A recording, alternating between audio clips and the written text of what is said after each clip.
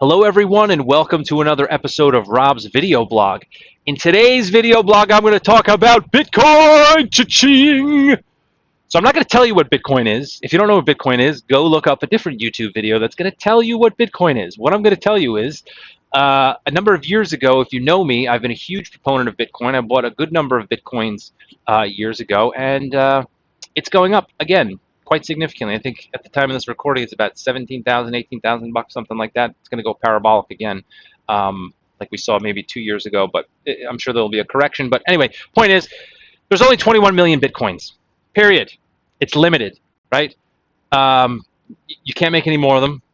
There's 21 million, or there will be 21 million mined, I think, in the next like 3 or 4 years. I think 90% of all the Bitcoins will be mined, right? So it's scarce. So as more people want it and there's a fixed amount of it, it has to go up, right? That's the law of economics. The price has to go up. And a couple of years ago, we saw a huge battle of all the what I'll call shit coins, which is basically everybody and their mother who could program a computer came out with some sort of cryptocurrency. And even some institutions did. Twitter, I think Facebook tried to come out with some stupid cryptocurrency that it didn't really work. And all of them have fallen by the wayside, and Bitcoin is the number one and has skyrocketed. And Bitcoin has the largest computing power, is the largest computer network with the highest computing power on the planet. I think it consumes something like a gigawatt of electricity every single day. So pretty crazy. Buy yourself some Bitcoin.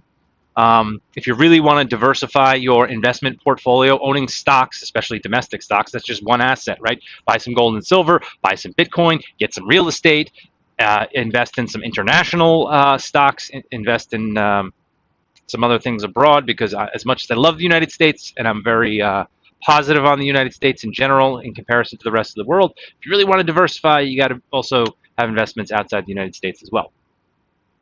So that's pretty much the pitch. Now, I'm not going to tell you about Bitcoin, but where did Bitcoin come from? Here's what I think. Now, this guy or this group of people whose pseudonym is Satoshi Nakamoto created Bitcoin years ago, 10 years ago, 12 years ago, something like that.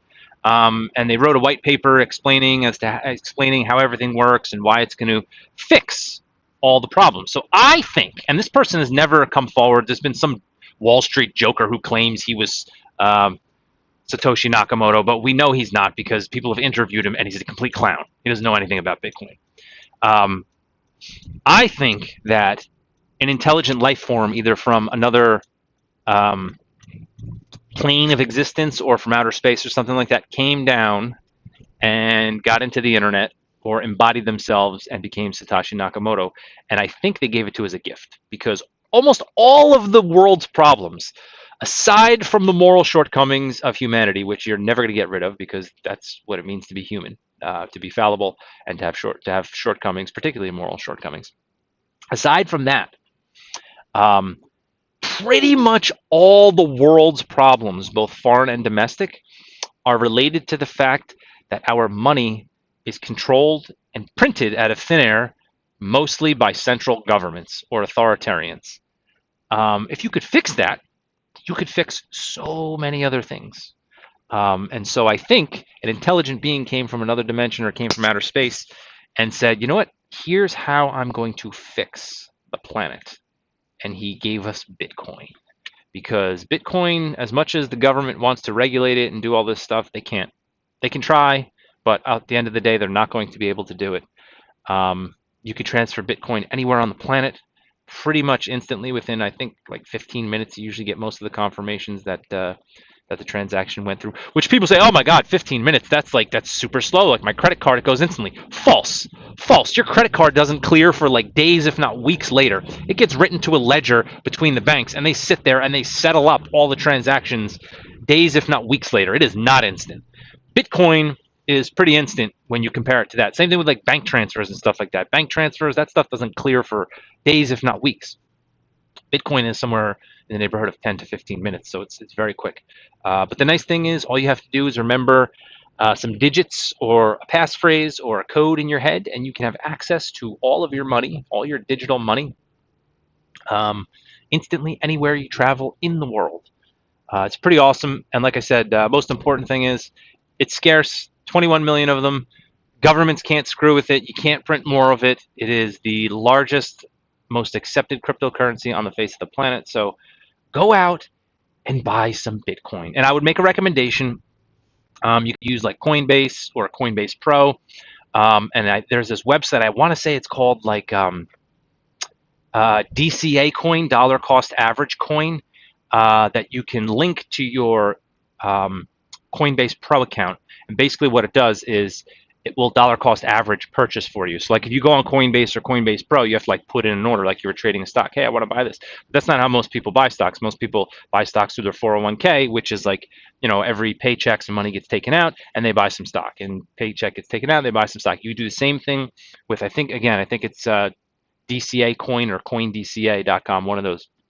You can link it up to your Coinbase account. You can automate a bank transfer. So like once a month, you can have a couple $100 go into your Coinbase account, and you can say, hey, every day I want to buy $10 worth of Bitcoin or $20 worth of Bitcoin, whatever it is, or every week I want to buy $10 worth. You can set whatever limit you want, and it'll just do it for you, and it'll just buy your Bitcoins and buy your Bitcoins and buy your Bitcoins and buy your Bitcoins. This way, as Bitcoin does this, because it can be volatile. Right now, it's going parabolic. It's going up very quickly. This way, you smooth all that out with your dollar cost average investing. So as long as it goes up, as long as it's on an upward trend, it doesn't matter whether you buy here or here, because you're buying the same amount at the highs and the lows. So that's how you protect yourself. And then the other last piece of information that I will say about Bitcoin is, do not trust institutions to hold your Bitcoin. Do not allow them.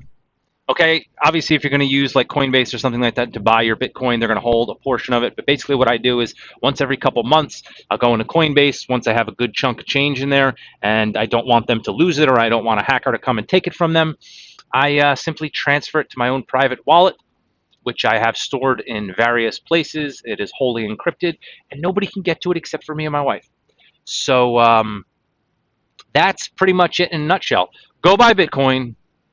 Trust me, your grandkids will thank you for it. You don't want to be that guy who's like 70, 80 years old, and you've got kids and you've got grandkids, and they're reading about Bitcoin, or Bitcoin is so what's the word I'm looking for? What's the word when something is so widely accepted and it's very routine? Darn, I can't think of the word. Anyway, it's so basic to living, and you could have bought it when it was cheap. And you don't want to be that guy, and your grandkid look up at you and go, Dad, and you'd say, Grandpa, why didn't you buy Bitcoin? Weren't you alive when Bitcoin like started off? Why didn't you buy Bitcoin? It's like asking people, it's like, why didn't you buy Apple? Why didn't you buy Microsoft? They invented this thing called the computer that was going to revolutionize the world. Why didn't you buy stock in that? Come on. Well, this is going to revolutionize things even more than the computer, I believe. So get yourself some Bitcoin. So thanks for watching, guys, and I'll see you again next time.